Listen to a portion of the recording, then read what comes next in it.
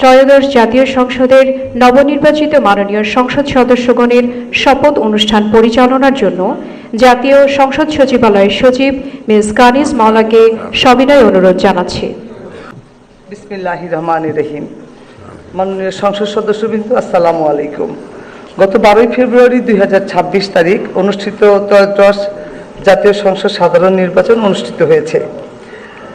আমি ত্রয়োদশ জাতীয় সংসদে নবনির্বাচিত মাননীয় সংসদ সদস্যবৃন্দকে আন্তরিক অভিনন্দন ও শুভেচ্ছা জানাচ্ছি।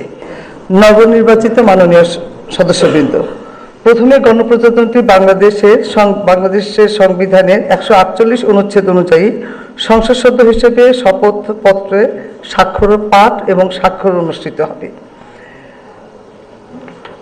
সংবিধানের 148(2) ক অনুযায়ী প্রধান নির্বাচন কমিশনার শপথ পাঠ পরিচালনা করবেন।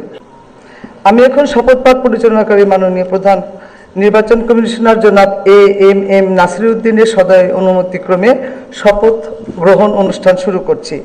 এখন পবিত্র কোরআন থেকে তেলাওয়াত করবেন জাতীয় সংসদ সচিবালয়ের মসজিদের সিনিয়র ইমাম মাওলানা কারি মোহাম্মদ সাইফুল্লাহ।